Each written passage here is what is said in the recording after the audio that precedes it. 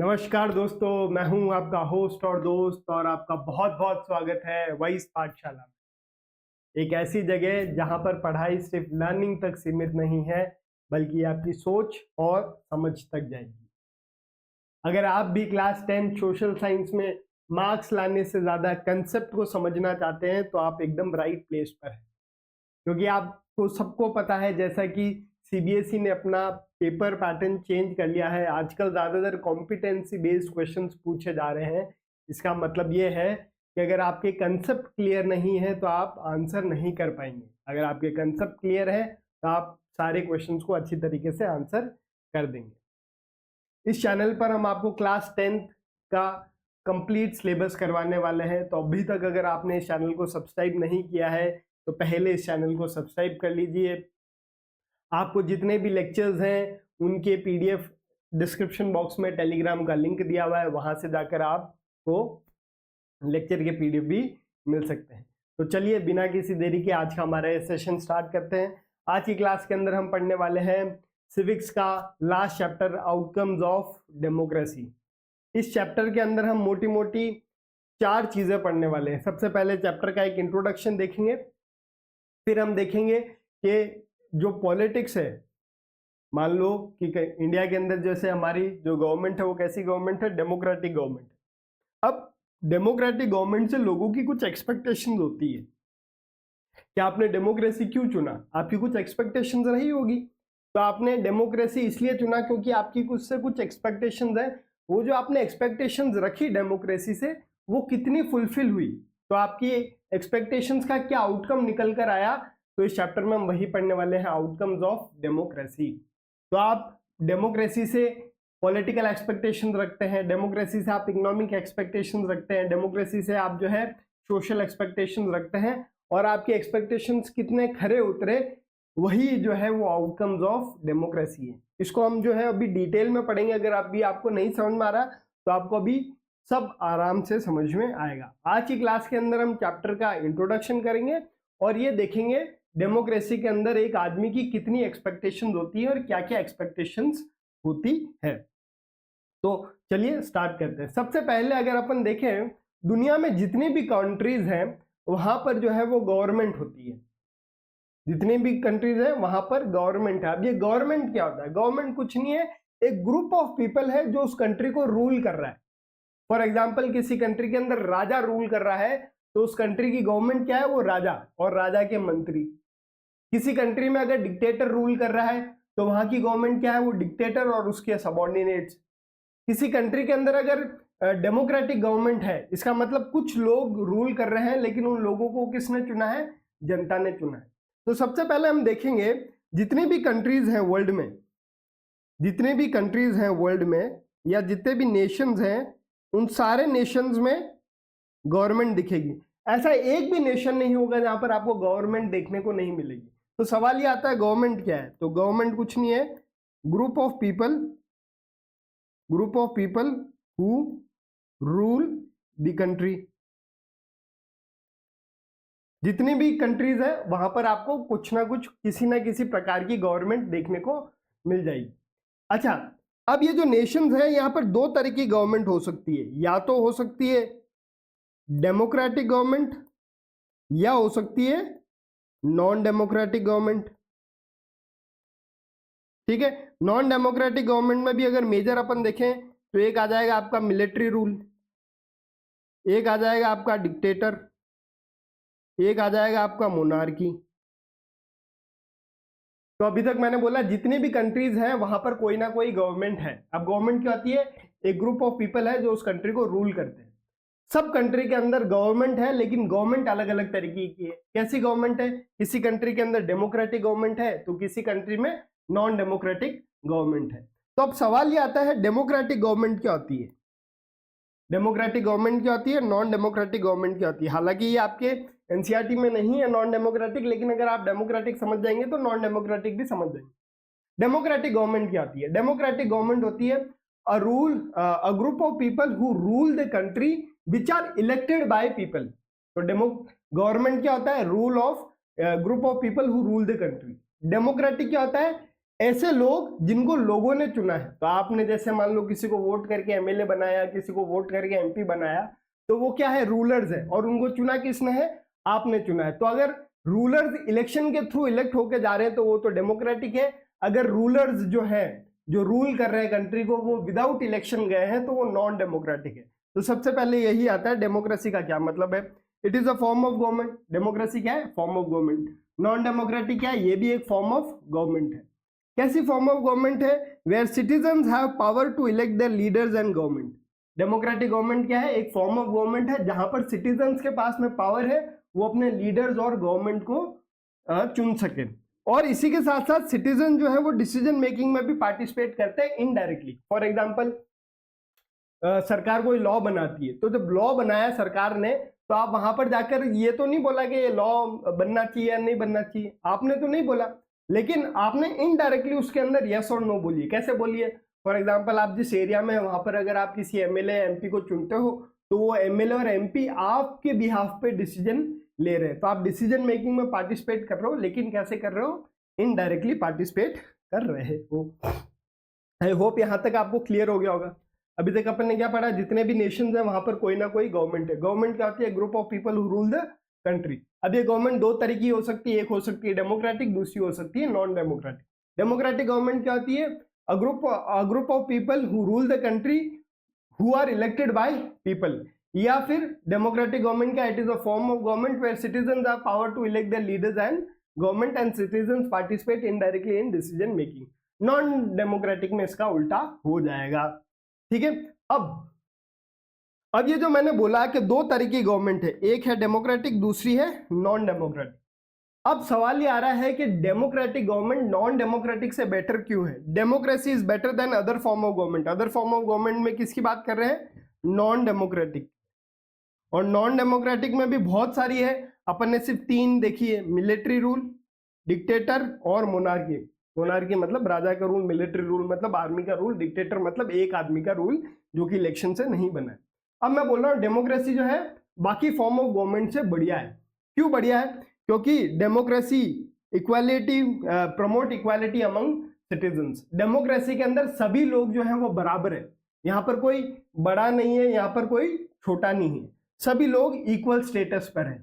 For example अगर आप monarchy में जाओगे तो मोनार्की में राजा का ओहदा बड़ा है, राजा जो है वो नॉर्मल प्रजा से ऊपर है, तो इक्वालिटी वहां पर नहीं है। सेकेंड पॉइंट क्या है, improve dignity and freedom of people. Democracy के अंदर आप सबको पता है डिग्निटी कैसे इंप्रूव होती है। डेमोक्रेसी का मतलब यहां पर सभी लोगों के पास में क्या है, कुछ ना कुछ राइट्स है। आप देखते होगे आपके पास फंडामेंटल राइट्स है। बाकी नॉन डेमोक्रेटिक गवर्नमेंट में कोई फंडामेंटल राइट नहीं है। जैसे आपके पास फंडामेंटल राइट है, राइट टू एजुकेशन, आप बोल सकते हो कि right to religion, right to freedom, यहाँ पर लोगों के पास में फ्रीडम भी है। ठीक है, फिर क्या है, facilitate better decision making. Democracy के अंदर जो डिसीजन मेकिंग है वो एक तरह से क्वालिटी में अच्छा होता है। क्यों अच्छा होता है, क्योंकि डेमोक्रेसी के अंदर कोई एक आदमी डिसीजन नहीं ले रहा है, सारे लोग मिलके डिसीजन लेते हैं। तो अब सपोज करो दो जगह डिसीजन मेकिंग हो रहा है, एक जगह राजा ने अकेले ने डिसीजन ले लिया, एक जगह सभी लोग मिलके डिसीजन ले रहे हैं। तो डिसीजन कहां पर गलत होने के ज्यादा चांसेस हैं, एक आदमी गलत हो सकता है लेकिन सारे लोग गलत नहीं हो सकते। तो डेमोक्रेसी के अंदर जो डिसीजन लिए जाते हैं वो ज्यादातर जो है वो सही होते हैं या बेटर होते हैं। क्यों होते हैं, क्योंकि इसमें सलाह मशवरा करके डिसीजन लिया जाता है, कोई एक आदमी डिसीजन नहीं लेता है। और देखो, provide peaceful way to reduce, provide peaceful ways to resolve conflict. For example अगर डेमोक्रेसी के अंदर दो कम्युनिटी के बीच में लड़ाई हो जाए तो डेमोक्रेसी वो जो कॉन्फ्लिक्ट हो रहा है उसको पीसफुली रिजॉल्व करने की कोशिश करता है। यही अगर नॉन डेमोक्रेटिक होगा तो क्या होगा, फॉर एग्जाम्पल राजा है और उसके राजा के शहर में लड़ाई हो जाती है, तो राजा क्या करेगा, जो दो कम्युनिटी है उनके बीच में कॉन्फ्लिक्ट को रिजॉल्व नहीं करेगा, वो कॉन्फ्लिक्ट खत्म कर देगा, सप्रेस कर देगा। लेकिन वो जब कॉन्फ्लिक्ट खत्म करेगा, दो कम्युनिटी के बीच में अभी भी मन में भड़ास है, अब वो राजा के चक्कर में आपस में लड़ नहीं पा रहे हैं, लेकिन डेमोक्रेसी क्या करता है, ये जो दो लोगों की भड़ास है इनको साथ में बैठाकर इनका जो मुद्दा है, जो इशू है, उसको रिजॉल्व करने की कोशिश करती है। और डेमोक्रेसी किसी कम्युनिटी का फेवर नहीं करती। फॉर एग्जाम्पल अगर राजा है तो राजा की कम्युनिटी का लोग है, उसका दूसरी कम्युनिटी के साथ लड़ाई हो गई तो राजा अपनी कम्युनिटी का साथ देगा। तो पीसफुली रिजॉल्व नहीं कर रहा है वहां। Has provision to correcting mistakes, democracy में लोगों के पास में अपनी मिस्टेक्स को करेक्ट करने का ऑप्शन है। फॉर एग्जांपल, लोगों ने इलेक्शन जब आया तो लोगों ने किसी आदमी को चुन के भेज दिया या कोई सरकार बना दी, और लोगों को पता चला यार ये आदमी काम का नहीं है या सरकार काम की नहीं है, तो लोग क्या कर सकते हैं, जब वापिस चुनाव आएगा तो उसको चुनाव से मतलब गवर्नमेंट से हटा देंगे या उस आदमी को हरा देंगे। तो आपने गलती से किसी आदमी को चुन लिया, आपको पता चल गया, तो अगले 5 साल बाद आप अपनी मिस्टेक्स को करेक्ट कर सकते हो, जो कि नॉन डेमोक्रेटिक गवर्नमेंट में पॉसिबल नहीं है। समझ में आया? अभी तक अपन ने पढ़ा सारी कंट्रीज के अंदर गवर्नमेंट है। गवर्नमेंट दो तरह की है, डेमोक्रेसी और नॉन डेमोक्रेसी। डेमोक्रेसी क्या है? It is a form of government where citizens are power to elect leaders and government and citizens participate in decision making. फिर मैंने ये बोला कि जो डेमोक्रेटिक गवर्नमेंट है वो नॉन डेमोक्रेटिक गवर्नमेंट से बेटर है। क्यों है? सबसे पहला, डेमोक्रेटिक गवर्नमेंट सिटीजन्स के अंदर इक्वालिटी को प्रमोट करता है। डेमोक्रेसी के अंदर लोगों की डिग्निटी और लोगों के पास में फ्रीडम होता है। डिग्निटी मतलब लोगों के पास में कुछ राइट्स है, लोग फ्री हैं, कुछ भी बोल सकते हैं, कुछ भी कर सकते हैं। डेमोक्रेसी के अंदर जो डिसीजन है वो बेटर क्वालिटी का होता है। डेमोक्रेसी के अंदर कभी कॉन्फ्लिक्ट हो जाता है तो उसको पीसफुली रिजॉल्व करने की कोशिश की जाती है। डेमोक्रेसी के अंदर लोगों के पास में चॉइस है अपनी खुद की मिस्टेक्स को करेक्ट करना, जो कि बाकी फॉर्म ऑफ गवर्नमेंट के अंदर नहीं है। ठीक है, अब देखो, अब ये है कि मैंने बोला कि ज्यादातर लोग जो है वो, अगर मैं आपसे बोलूं कि आपको क्या पसंद है, डेमोक्रेसी या नॉन डेमोक्रेसी, तो आप बोलोगे सर मेरे को तो जो है वो डेमोक्रेसी पसंद है, नॉन डेमोक्रेसी पसंद नहीं है। तो ज्यादातर लोग जो है वो नॉन डेमोक्रेसी को हेट करते हैं, लेकिन वो लोग डेमोक्रेसी के साथ भी खुश नहीं है। क्यों खुश नहीं है डेमोक्रेसी से? क्योंकि डेमोक्रेसी ने उन लोगों की प्रॉब्लम्स को सॉल्व नहीं किया। ठीक है, समझ में आया? एक बार वापस देखो, जितने भी लोग हैं वर्ल्ड में, उनसे अगर आप पूछोगे कि आपको कैसी सरकार चाहिए, डेमोक्रेसी या नॉन डेमोक्रेटिक, तो सब लोग बोलेंगे कि हमको तो जो है वो डेमोक्रेसी चाहिए। इसका मतलब सारे लोग नॉन डेमोक्रेटिक को पसंद नहीं करते। लेकिन जिन लोगों ने डेमोक्रेसी चुना, उनको जब डेमोक्रेसी में कुछ प्रॉब्लम आती है तो वो डेमोक्रेसी को भी ब्लेम करने लग जाते हैं। फॉर एग्जाम्पल, इसको मैं एक बार आप पढ़ो, फिर अपन देखते हैं इसको वापस। Most people are against other form of government, ज्यादातर पीपल जो है वो अदर फॉर्म ऑफ गवर्नमेंट के अगेंस्ट है। अदर फॉर्म ऑफ गवर्नमेंट कौन से? Non democratic. But they are not happy with democracy also, ज्यादातर लोग नॉन डेमोक्रेटिक के अगेंस्ट में है, लेकिन वो डेमोक्रेसी के साथ भी खुश नहीं है। क्यों खुश नहीं है? ये देखो, because people think that democracy will solve socio economic and political problem, when it does not they start to blame democracy. वापिस से देखो, ज्यादातर लोग नॉन डेमोक्रेटिक के अगेंस्ट में है, बट वो डेमोक्रेसी से भी खुश नहीं है। क्यों खुश नहीं है? क्योंकि लोगों को लगता है कि डेमोक्रेसी उनकी सारी प्रॉब्लम सॉल्व कर लेगी। कौन सी प्रॉब्लम? सोसाइटी की problem, economically problem, political problem. और वो जब प्रॉब्लम सॉल्व नहीं होती है तो वो डेमोक्रेसी को भी ब्लेम करने लग जाते हैं। तो सवाल ये आता है, लोग नॉन डेमोक्रेटिक से भी खुश नहीं है, लोग डेमोक्रेसी को भी ब्लेम कर रहे हैं, तो ज्यादातर वर्ल्ड में सभी लोग डेमोक्रेसी को क्यों फॉलो करते हैं? क्योंकि डेमोक्रेसी सिर्फ पेपर में बढ़िया है या प्रैक्टिस में भी अच्छा है। ठीक है, here dilemma arises, then why do we follow democracy? अब सवाल ये उठता है, जब आप डेमोक्रेसी से भी खुश नहीं हो, आप नॉन डेमोक्रेटिक से भी खुश नहीं हो, तो सवाल ये उठता है फिर आप डेमोक्रेसी क्यों फॉलो कर रहे हो? इसके दो कारण हो सकते हैं। It is just moral reason, it is for just for moral reason, मतलब गुड एंड पेपर, मतलब डेमोक्रेसी के अंदर आपने बहुत सारी अच्छी अच्छी चीजें लिख दी, ठीक है, इसलिए डेमोक्रेसी फॉलो कर रहे हैं, या और it has prudential reasons, practice reasons, good in practice. तो सवाल ये उठता है फिर हम डेमोक्रेसी क्यों फॉलो कर रहे हैं? क्योंकि ये पेपर में बढ़िया है या ये प्रैक्टिस में भी बढ़िया है?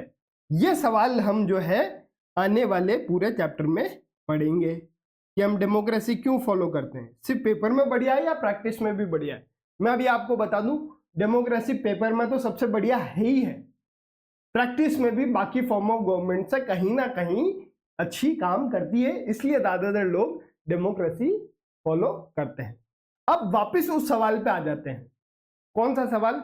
कि लोग नॉन डेमोक्रेटिक के अगेंस्ट में है लेकिन डेमोक्रेसी को भी ब्लेम कर रहे हैं। डेमोक्रेसी को लोग ब्लेम क्यों कर रहे हैं? क्योंकि उनकी सोशो इकोनॉमिक प्रॉब्लम्स सॉल्व नहीं हुई।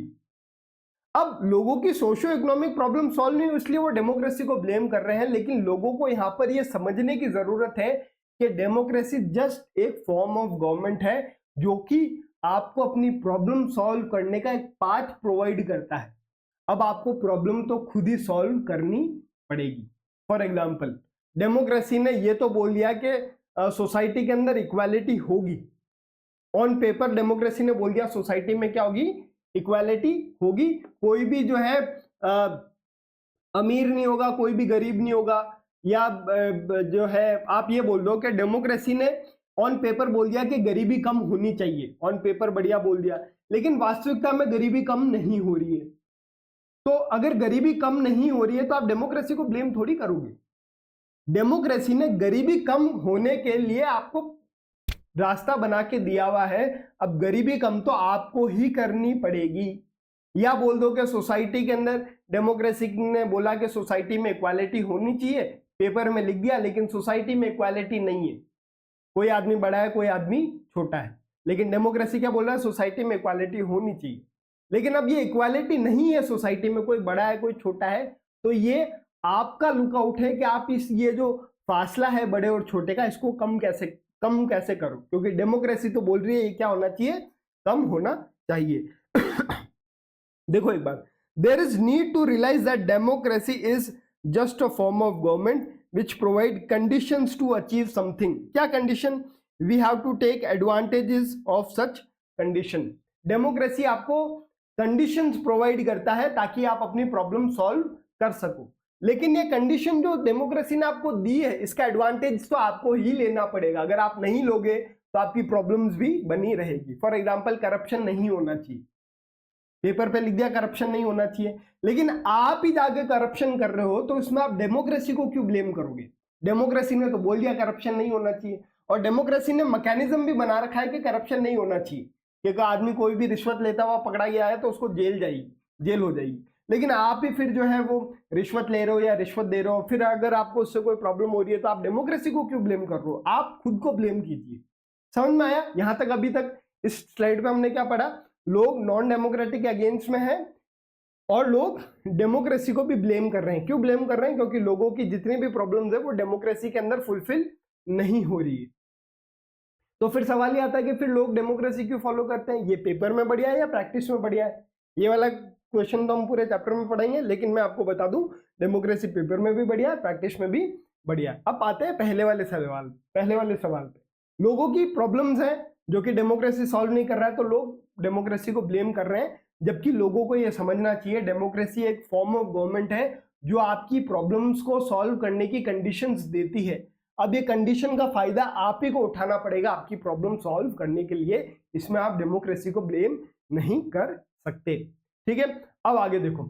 अब अगर अपन देखें तो दुनिया में जितनी भी कंट्रीज है उसमें 100 से ज्यादा कंट्रीज के अंदर डेमोक्रेसी फॉलो करी जाती है। मतलब मेजॉरिटी ऑफ कंट्रीज के अंदर अभी कौन सी फॉर्म ऑफ गवर्नमेंट है?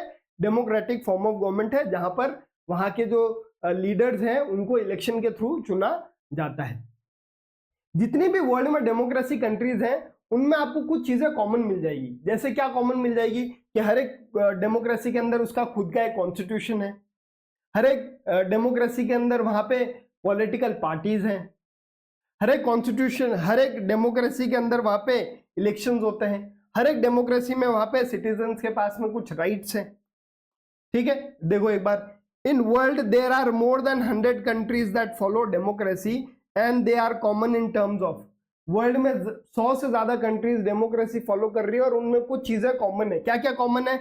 कॉन्स्टिट्यूशन, हर डेमोक्रेसी में आपको कॉन्स्टिट्यूशन मिल जाएगा, हर डेमोक्रेसी के अंदर इलेक्शंस होते हैं, हर डेमोक्रेसी के अंदर पॉलिटिकल पार्टीज मिल जाएगी, हर डेमोक्रेसी के अंदर लोगों के पास में कुछ राइट्स हैं। ये तो सारी डेमोक्रेसी के अंदर सिमिलैरिटीज हैं, लेकिन कुछ चीजें हैं जो हर एक डेमोक्रेसी की अलग अलग है। जैसे and there are difference in terms of social aspect, cultural aspect and economic aspect. अगर आप देखोगे जैसे यूएसए भी एक डेमोक्रेटिक कंट्री है और इंडिया भी एक डेमोक्रेटिक कंट्री है। सिमिलरिटी क्या है? यूएसए में भी कॉन्स्टिट्यूशन है, इंडिया में भी कॉन्स्टिट्यूशन है। यूएसए में भी इलेक्शन होते हैं, इंडिया में भी इलेक्शन हो रहे हैं। यूएसए में भी पॉलिटिकल पार्टीज है, इंडिया में भी पॉलिटिकल पार्टीज है। यूएसए में भी सिटीजन राइट है, इंडिया में भी सिटीजन राइट है। तो ये तो दो डेमोक्रेसी की सिमिलैरिटी हो गई। लेकिन अब वापिस देखो कि इनके अंदर अलग अलग क्या है। यूएसए और इंडिया को ले लो, यूएसए की सोसाइटी अलग है, इंडिया की सोसाइटी अलग है, मतलब जो समाज है वो अलग अलग है। यूएसए का कल्चर अलग है, इंडिया का कल्चर अलग है। यूएसए का इकोनॉमिक एक्टिविटीज अलग है, इंडिया की इकोनॉमिक एक्टिविटीज अलग है। फॉर एग्जांपल अगर इंडिया की बात करेंगे तो इंडिया में आज भी ज्यादातर लोग खेती के अंदर है, वहीं अगर आप यूएसए में चले जाओगे तो खेती बहुत कम लोग करते हैं, ज्यादातर लोग सर्विस सेक्टर में है। समझ में आ रहा है? तो दो डेमोक्रेसी है, इसमें कुछ तो सिमिलरिटी है लेकिन कुछ अलग है। क्या क्या अलग है? लोगों का सोशल एस्पेक्ट, कल्चरल एस्पेक्ट और इकोनॉमिक एस्पेक्ट। अब क्योंकि डेमोक्रेसी के अंदर सिमिलरिटी है वो तो कोई दिक्कत वाली बात नहीं है, लेकिन ये जो अलग अलग है जैसे सोशल, कल्चरल और इकोनॉमिक एस्पेक्ट, इसकी वजह से कुछ डेमोक्रेसी बढ़िया परफॉर्म कर पाती है, कुछ डेमोक्रेसी जो है उतना अच्छा परफॉर्म नहीं कर पाती। फॉर एग्जांपल जहां पर सोसाइटी बहुत ज्यादा प्रोग्रेसिव है, कल्चर बहुत ज्यादा बढ़िया है, इकोनॉमिक एस्पेक्ट बहुत ज्यादा बढ़िया है, तो वहां पर जो डेमोक्रेसी है वो लोगों की ज्यादा प्रॉब्लम सॉल्व कर पाती है। लेकिन एक ऐसी डेमोक्रेसी कंट्री है जहां पर सोसाइटी अभी पिछड़ी हुई है, कल्चर भी इतना कोई ज्यादा ग्रेट नहीं है, इकोनॉमिकली भी इतनी डेवलप नहीं है, तो वहां की जो डेमोक्रेसी है वो लोगों की प्रॉब्लम इतनी सॉल्व नहीं कर पाएगी। है दोनों ही डेमोक्रेसी, लेकिन एक डेमोक्रेसी लोगों की प्रॉब्लम सॉल्व कर पा रही है, दूसरी सॉल्व नहीं कर पा रही। क्यों नहीं कर पा रही है? क्योंकि डेमोक्रेसीज के अंदर कुछ चीजें जो है वो डिफरेंट है। क्या क्या डिफरेंस है? सोसाइटी, कल्चरल और इकोनॉमिक। ठीक है, तो यही है। बिकॉज ऑफ दीज डिफरेंसेस, कौन से डिफरेंसेस? ये वाले differences. Because of these differences what a democratic government can achieve is different for different democracy। क्योंकि डेमोक्रेसी के अंदर कुछ ना कुछ एस्पेक्ट्स अलग हैं, इसकी वजह से कुछ डेमोक्रेसी कुछ ज्यादा अचीव कर पाती है, कुछ डेमोक्रेसी कम अचीव कर पाती है। क्यों कम अचीव कर पाती है, क्यों ज्यादा अचीव कर पाती है? क्योंकि डेमोक्रेसी के अंदर कुछ चीजें जो है वो सिमिलर नहीं है, डिफरेंट है। Some achieve to solve problem while some do not. कुछ डेमोक्रेसी जो है वो लोगों की प्रॉब्लम को सॉल्व करने में सक्षम है, कुछ सक्षम नहीं है। क्यों? क्योंकि जहां पर वो सॉल्व कर रही है वहां पर जो है सारे कंडीशन उसके फेवर में है, जहां पर सॉल्व नहीं कर पा रही वहां पर कंडीशन उसके फेवर में नहीं है। लेकिन फिर भी क्योंकि वो कंट्री डेमोक्रेटिक कंट्री है, हम कुछ बेसिक एक्सपेक्टेशंस तो उससे रख सकते हैं। हमारी वैसे बहुत सारी एक्सपेक्टेशंस होती है, लेकिन कुछ बेसिक एक्सपेक्टेशंस तो हम रख सकते हैं। क्यों रख सकते हैं? कि इतनी प्रॉब्लम तो मेरी सॉल्व होनी चाहिए, मेरी सारी प्रॉब्लम सॉल्व हो नहीं हो, डेमोक्रेसी मेरी सारी प्रॉब्लम सॉल्व करे नहीं करे, लेकिन इतनी सी प्रॉब्लम मेरी सॉल्व कर दे। तो जो बेसिक प्रॉब्लम सॉल्व है उसी को अपन एक्सपेक्टेशंस बोल रहे हैं। डेमोक्रेसी आपकी सारी प्रॉब्लम सॉल्व नहीं कर सकती। क्यों? क्योंकि अलग अलग डेमोक्रेसी अलग अलग है।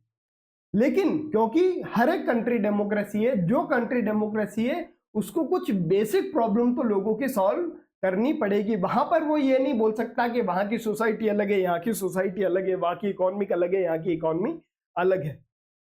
But we can expect something from democracy because it's democracy. लेकिन हम कुछ बेसिक चीजें हैं वो डेमोक्रेसी से एक्सपेक्ट कर सकते हैं क्योंकि वो डेमोक्रेसी है। वो बेसिक एक्सपेक्टेशंस क्या है? In democracy we can expect 3 expectations. क्या एक्सपेक्टेशंस हैं? पॉलिटिकल एक्सपेक्टेशंस, इकोनॉमिक एक्सपेक्टेशंस और सोशल एक्सपेक्टेशंस। अब आपकी एक्सपेक्टेशन तो ये भी हो सकती है कि सरकार जो है मेरे घर पे जो है वो झाड़ू पोछा लगाने के लिए काम वाले भेज दे, आपकी एक्सपेक्टेशन हो सकती है। लेकिन ये बेसिक एक्सपेक्टेशन नहीं है। आपकी क्या एक्सपेक्टेशन हो सकती है? कि सरकार जो है वो किसी भी प्रकार का डिस्क्रिमिनेशन नहीं करे, ये एक्सपेक्टेशन हो सकती है जो कि बेसिक है। तो अब ये क्या क्या एक्सपेक्टेशंस हैं? पॉलिटिकल एक्सपेक्टेशंस, इकोनॉमिक और सोशल एक्सपेक्टेशन, ये हम आने वाले लेक्चर के अंदर पढ़ेंगे। समझ में आया? अब आज का ये इतना ही था। एक बार मैं आपको वापस बता दूं, सबसे पहले हमने गवर्नमेंट का मतलब देखा, फिर हमने डेमोक्रेटिक गवर्नमेंट का मतलब देखा, फिर हमने डेमोक्रेसी बेटर क्यों है नॉन डेमोक्रेटिक से, फिर हमने वो देखा कि हम जो है वो डिलेमा देखा, लोग नॉन डेमोक्रेटिक को भी ब्लेम कर रहे हैं, डेमोक्रेटिक को भी ब्लेम कर रहे हैं, तो क्यों फॉलो कर रहे हैं वो देखा। फिर हमने डेमोक्रेसी के अंदर कुछ सिमिलैरिटी देखी, क्या सिमिलैरिटी थी, 4 सिमिलैरिटी थी, और कुछ हमने डिफरेंसेस देखे। कितने डिफरेंसेस हैं, 3 डिफरेंसेस है। सिमिलैरिटी क्या है, जैसे constitution, elections, political party, rights. Difference क्या है, वहाँ की सोसाइटी अलग है, कल्चर अलग है, इकोनॉमिक्स अलग है। इसकी वजह से कुछ डेमोक्रेसी प्रॉब्लम ज्यादा सॉल्व कर पाती है, कुछ सॉल्व नहीं कर पाती। लेकिन हम डेमोक्रेसी, क्योंकि वो डेमोक्रेसी है, तो उस डेमोक्रेसी से हम बेसिक एक्सपेक्टेशंस रखते हैं कि इतनी तो हमारी प्रॉब्लम सॉल्व होनी चाहिए। वो बेसिक एक्सपेक्टेशंस क्या है, एक आपकी पॉलिटिकल एक्सपेक्टेशंस, एक आपकी सोशल एक्सपेक्टेशंस, एक आपकी इकोनॉमिक एक्सपेक्टेशंस। अभी आपकी पॉलिटिकल एक्सपेक्टेशंस क्या होती है, मैं आपको एक बार बता देता हूं।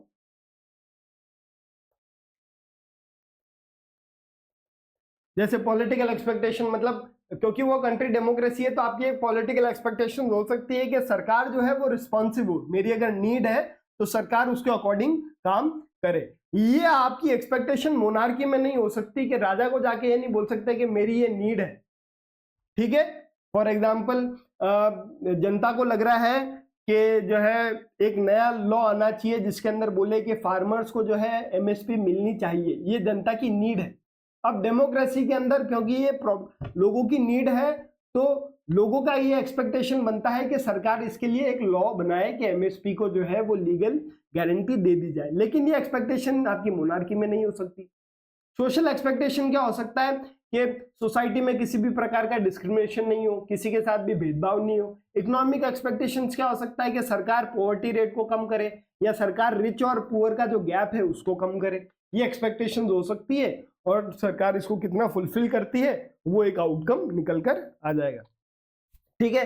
तो ये हमारी थी आज की क्लास। नेक्स्ट क्लास हमारी जो आएगी वो आएगी हमारी वेडनेसडे को शाम 4 बजे, और इसके अंदर हम जो है वो लेक्चर 2 करेंगे, किसका, आउटकम्स ऑफ डेमोक्रेसी, जिसके अंदर हम जो है अगर देखें अपन क्या पढ़ेंगे उसके अंदर, तो उसके अंदर हम पढ़ेंगे पॉलिटिकल एस्पेक्टेशंस, फिर इकोनॉमिक और जो सोशल एस्पेक्टेशंस है वो हम लेक्चर 3 में कर लेंगे। तो ये था हमारा आज का लेसन। आई होप आपको ये लेक्चर बढ़िया लगा होगा। अगर आपको ये लेक्चर बढ़िया लगा तो जरूर से इस चैनल को लाइक कीजिए, शेयर कीजिए, सब्सक्राइब कीजिए। आपको लेक्चर का पीडीएफ चाहिए तो डिस्क्रिप्शन बॉक्स में टेलीग्राम का लिंक दिया है, वहां से जाकर आप डिस्क्रिप्शन बॉक्स में से पीडीएफ को डाउनलोड कर सकते हैं। हम मिलते हैं आपको वेडनेसडे शाम 4 बजे। तब तक के लिए जय हिंद, जय भारत।